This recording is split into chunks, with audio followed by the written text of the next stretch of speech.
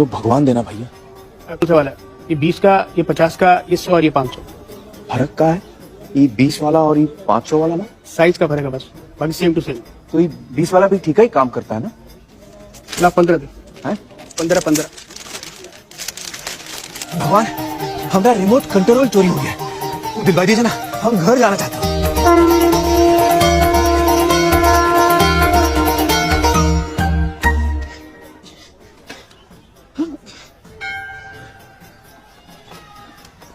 ऐसा भी भगवान का बैटरिया खत्म हो गई है का? थोड़ी देर चले फिर क्या मतलब नया बैटरी लगा दो। किधर लगता है? लगाओ। अरे भैया इसमें बैटरी नहीं पड़ती। तो काम काहे नहीं कर रहा है? मैन्युफैक्चरिंग डिफेक्ट है का? अरे कोई डिफेक्टिव पीस नहीं बनाते भाई हम। ये भगवान को आप बनाया? जी हाँ, अपने इन हाथों से। आप भगवान को बनाया कि भगवान आपको? भैया भगवान ने हम सबको बनाया है, हमने तो सिर्फ इनकी मूर्तियां बनाई है। काहे बनावा तो उसकी मूर्त? ताकि हम इनकी पूजा कर सकें, अपने सुख दुख की बातें कर सकें। करे भीतर ट्रांसमीटर फिट है का? भगवान तक बात पहुंचत कैसे है? अरे भगवान को किसी ट्रांसमीटर की जरूरत नहीं पड़ती, वो डायरेक्टली सुन लेता है। अरे भगवान को किसी ट्रांसमीटर की जरूरत नहीं पड़ती, वो डायरेक्टली सुन लेता है। अरे भगवान को किसी ट्रांसमीटर की जरूरत नहीं पड़ती, वो डायरेक्टली सुन लेता है। डायरेक्टली सुनत है तो फिर ये मूर्त की क्या जरूरत है?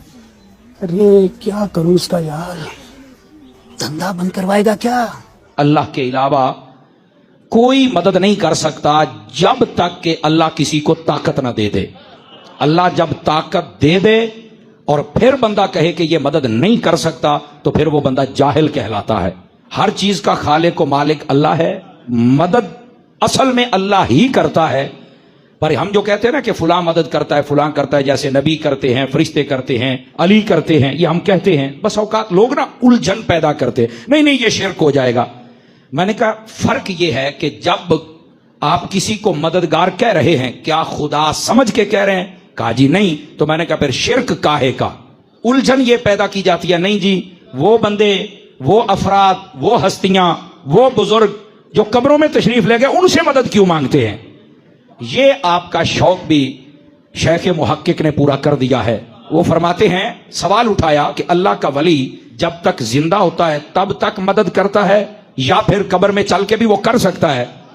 आपने जो जवाब दिया जरा हौसले वाला बंदा सुने। आप फरमाते हैं वली जब तक जिंदा रहता है वो तब भी मदद करता है, जब कब्र में चला जाए अल्लाह की अता से तब भी करता है, लेकिन दुनिया में रह के वो मदद थोड़ी करता है, कब्र में जाके ज्यादा करता है। उस शख्स के साथ अपनी निस्बत मजबूत कर लें जिसकी कब्र मदीने में है, सल्लल्लाहु अलैहि वआलिहि वसल्लम। मेरे नबी सा है ही कोई नहीं, तेरे बाबे थे शै ही कोई नहीं। हाँ, ये एक जुमला, ये जिसना नबी इस्लाम वो रिज पढ़ते थे ना, अनन नबी ला कदिब अनबनु अब्दुल मुत्तलिब, मैं नबी हूं इसमें कोई शक नहीं, मैं अब्दुल मुत्तलिब का बेटा हूं। उस जमाने में कबायली सिस्टम में ये बहुत बड़ी बात होती थी। अब्दुल मुत्तलिब ज़ाहिर है वो मक्के के सरदार थे, और फिर अब्दुल मुत्तलिब वो शख्सियत थे जिन्होंने अबरा से कहा था कि मेरे ऊंट तो वापस करना काबा जिसका है वो खुद हिफाजत करेगा। हाँ, फिर रसूलुल्लाह को जचता है कि अपने उस दादा के ऊपर फख्र करें कि मैं अब्दुल मुत्तलिब का बेटा हूं, मेरा रब पे ऐसा यकीन है, मैं उस अब्दुल मुत्तलिब का पोता हूं कि जिसने अबरा से कहा था कि मेरे ऊंट तो मुझे वापस कर। काबे की हिफाजत अल्लाह ताला खुद करेगा, क्योंकि दुनिया को तो अल्लाह ने असबाब के साथ जोड़ा हुआ है ना। दुनिया में तो आपने अपने लिए एफर्ट पुट करनी है, और फिर अल्लाह ताला ने हिफाजत करके दिखाई, और वो ऐसी हिफाजत की अल्हम्दुलिल्लाह कि उस साल को यादगार अल्लाह ने बनाया, क्योंकि उस साल फिर रसूलुल्लाह की पैदाइश हुई। और अरब के लोग किसी की पैदाइश को सन के एतबार से याद नहीं रखते थे, बल्कि इवेंट्स के एतबार से याद रखते थे कि ये शख्स फला मौके पे पैदा हुआ। उसे कहा जाता था आमुल फील, हाथियों वाला साल, जिस साल हाथी हलाक हुए थे। तो नबी इस्लाम आमुल फील वाले साल पैदा हुए, 571 ईस्वी। ये तो हमने फिर बाद में कैलकुलेशन की है ना, ईस्वी तो उनके यहां राइज ही नहीं थी। ज़ाहिर है अरब के लोगों के ऊपर तो उस सरजमीन पे तो रोमन्स की हुकूमत नहीं थी, इनका ज्यादातर वास्ता जो है वो पर्शियंस के साथ पड़ता था, और वो भी लूट मार की हद तक था, कब्जा नहीं था पर्शियंस का भी अरब की सरजमीन के ऊपर। ये इंडिपेंडेंट थे, कबायली थे। ज़ाहिर है इनको किस तरीके से वो अपने अंडर कर सकते थे। जिस तरह आप अफगानिस्तान के ऊपर आगे कोई हुकूमत करे तो वो अपने बेड़ा गर्क करेगा ना, वो आपस में एक दूसरे के साथ इकट्ठे नहीं है, और बाहर की हुकूमत को क्या उन्होंने कबूल करना है? तवाइफुल मुलूकी। यानी आपने मॉडर्न दौर में अगर अरब کو سمجھنا ہے تو آپ یہ افغانستان کو دیکھ لیں، اور پھر آپ دیکھیں گے اللہ تعالیٰ نے ایک شخص ایسا بھیجا ہے کہ اس نے کس طریقے سے ان سب کو ایک جھنڈے کے نیچے جمع کر کے اور دنیا کی دونوں سپر پاورز الٹوا دی ہیں، رومنز کو اور پرشینز کو. تو یہ بہت غیر معمولی کام ہوا ہے. تو اللہ کے محبوب صلی اللہ علیہ وآلہ وسلم کی پیدائش کا وہ سال اللہ تعالیٰ نے یادگار بنا دیا. ابھی ایک فلم آئی ہے محمد کے نام سے صلی اللہ علیہ وآلہ وسلم، ابھی یوٹیوب پہ انہوں نے 2-3 ہفتے پہلے اسے نا اردو ڈبنگ کے ساتھ اپلوڈ کیا ہے. ایران والوں نے وہ فلم بنائی تھی اور وہ انگلش میں بھی آ چکی ہوئی ہے اور اردو زبان میں چند ایک کلپس پہلے آئے تھے، اب پوری آ گئی ہے. ویسے وہ آپ لوگ فلم ضرور دیکھیں کیونکہ ابھی تازہ تازہ اپلوڈ ہوئی ہے، تو وہ یوٹیوب کی نا سجیشن میں آ رہی تھی. اس میں انہوں نے نبی علیہ السلام کی پیدائش سے پہلے کے کچھ واقعات، پھر آپ کا بچپن کا پورشن جو ہے نا وہ فلم آیا ہے، جو یعنی مختلف قسم کے معجزات ہوئے نبی علیہ السلام کی پیدائش کے وقت غیر معمولی. اس میں جو ابراہ کا لشکر تباہ ہوا تھا وہ انہوں نے سین فلمایا ہے. کمال، آپ کو اس جگہ پہنچا دیا. یہی تو ٹیکنالوجی کی برکت ہے آج کل لیٹسٹ، کہ وہ اس طریقے سے آپ کو وہاں تک لے جاتے ہیں.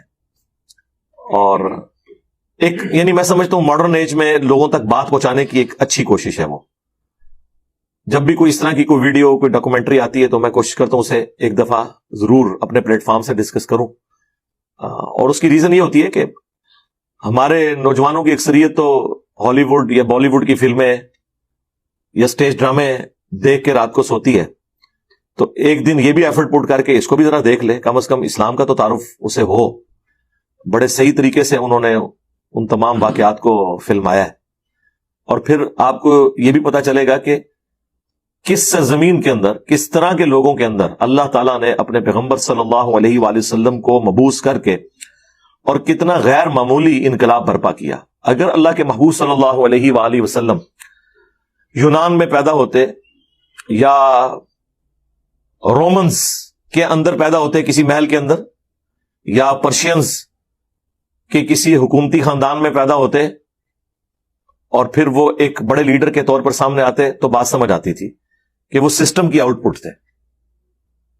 لیکن عرب کے وہ گنوار لوگ جو پانی پینے اور پلانے کے اوپر کئی سال تک جنگ لڑے اور خاندانوں کے خاندان قتل ہو جائیں، اس طرح کے گنوار لوگوں میں، اور ان پڑھ امی، انہیں امی کہا جاتا تھا، جاہل، نہ کسی پیغمبر سے واقف، نہ کسی شریعت سے واقف. ابراہیم علیہ السلام کو بھی اپنے جد امجد کے طور پر وہ جانتے تھے، پیغمبر کے طور پر نہیں، کیونکہ ظاہر حضرت ابراہیم ہی ان کے پرکھ تھے نا، آباء و اجداد. یعنی حضرت ابراہیم علیہ السلام نے آ کے شہر مکہ آباد کیا تھا.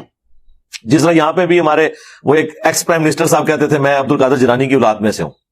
تو بس وہ اولاد ہونے کے اعتبار سے ہی لوگ اپنے آپ کو منسوب کر رہے تھے، باقی وہ حضرت ابراہیم علیہ السلام کے دین پہ نہیں چل رہے تھے. اکا دکا لوگ ہوں گے موحدین، باقی تو میجورٹی جو ہے وہ بت پرستی میں انوالو تھی. خانہ کعبہ کا طواف کرتے تھے، ظاہر ہے وہ نسل در نسل چل رہا تھا طواف کعبہ. حج بھی ہوتا تھا، لیکن اسی خانہ کعبہ کے اندر انہوں نے 360 بت رکھے ہوئے تھے. اچھا، اللہ کے نام سے بھی واقف تھے. یہاں پہ سب کانٹیننٹ میں مشہور ہے کہ جی وہ اللہ کو نہیں مانتے تھے. جناب اللہ کو مانتے تھے. وہ اللہ کو نہ مانتے ہوتے تو رسول اللہ صلی اللہ علیہ وآلہ وسلم کے والد محترم کا نام عبداللہ ہوتا رضی اللہ تعالیٰ عنہ علیہ السلام. اور کسی حد تک بعض لوگوں میں توحید بھی تھی.